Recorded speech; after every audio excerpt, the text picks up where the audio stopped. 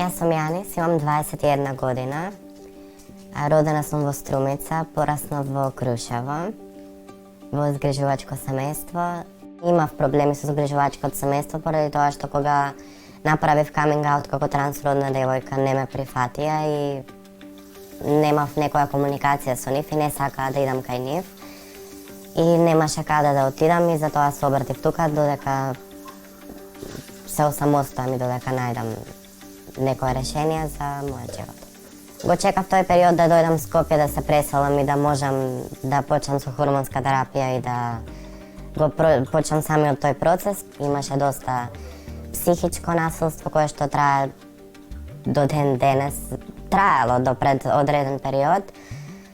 Со самото тоа што сега водам и судски процес со тоа против тоа семејство, бидејќи ми ја крадеа пола стипендија која што ми следува како под статус деца без родители, што ми следува со самото студирање мое.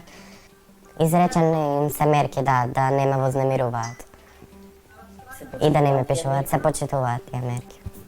Пред одреден период посетував почесто психолошка помош која што од тука, која што доста ми помогна во средувањето на ствариве што се случуваат. За пружање на психосоциолошко советување на корисниците по напуштање на насилната средина и при нивниот престој во шелтерот е задолжена Љупка Топаловска.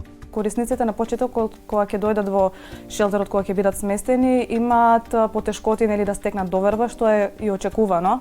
Меѓутоа со тек на време, со разговор, со пружање на безбедна средина, на безбедни разговори, сето тоа, тие полека се опуштаат и полека почнуваат да зборуваат за нивните искуства, за нивните потреби, за тоа со што се соочуваат, што го чувствуваат и што им е потребно секако.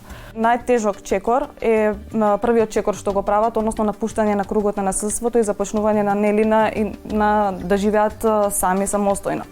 За време на тој период на адаптација ние ги проценуваме потребите на корисникот во смисла на дали му треба медикаментозна терапија, сме имали такви случаи, нели паралелно со психотерапија или психолошко советување. Сме имале случаеви кога го напуштаат шелтерот во текот на периодот на адаптација, односно не се адаптираат и повторно за жал се враќаат во кругот на насилството. Сигурната куќа нуди привремен престој од 3 до 6 месеци за корисниците, кој може да се продолжи и до 1 година во зависност од тежината на случајот. По периодот на адаптација, луѓето од шелтерот интензивно работат на осамостојување на личноста и продолжување со животот.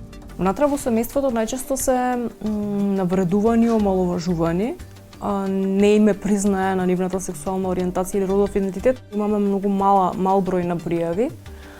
Од почетокот, да речам, дури ниту една, од пред 2 години, пошто имаме новост, подпишан е управен договор со Министерството за труд и социјална политика, што е надлежно министерство за работењето на социјалните сервиси.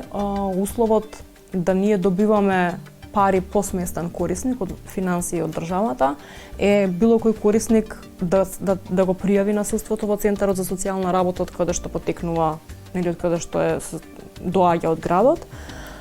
За да може они на основ на тоа они да направат нивна проценка, значи ова е фактички втора проценка од стручни работници и доколку они видат дека постои опасност и дека постои насилство, тогаш ни го одобруваат тоа. Имаме доста корисници кои што со колешката оценивме дека се подобни да дојдат во сигурната куќа и би им бил потребен ваков сервис од прошлата година и од оваа, меѓутоа се повлекуваат кога ќе им кажеме дека условот е да го пријават насилството во Центар за социјална работа, што е и разбирливо од една страна, заради тоа што со последните истражувања кои што се правени, ЛГБТ и популацијата се уште дополнително виктимизирана и стигматизирана во институциите. Нормално исто се плашат од аутирање нивно за кое што они не би биле согласни. Така да ова беше очекуван проблем кој што ќе се појави помеѓу правилата на државата и ние кои што работиме сервис од страна на невладин сектор. Костовска раскажува различни животни судбини во шелтерот. Освен што родителите ги бркаат, има и деца што самите бегаат од дома. Имаме случаеви каде што родителите од дознален или каде е детево, ќе се јават, имавме бурна реакција од една мајка со која што со месеци комунициравме, како да речам, на некој конфликтен, на лош тон комунициравме телефонски. Меѓутоа, со текот на времето, веројатно се почувствува безбедна дека нели, дете го продолжува со факултет, го слуша од време на време кога он сака да зборува со неа. И после неколку години она се приклучи во групата за поддршка на родители. Свативме дека само е потребно повеќе време да се даде, како на децата да поминат низ процесот на аутирање, така и на родителите да го прифатат тоа и они да се после аутираат како родители на деца од ЛГБТ заедницата, што е комплексен процес. Првиот корисник во ЛГБТИ Сигурната куќа е примен во мај 2017 година. Досега во Сигурната куќа поминале 62 корисници.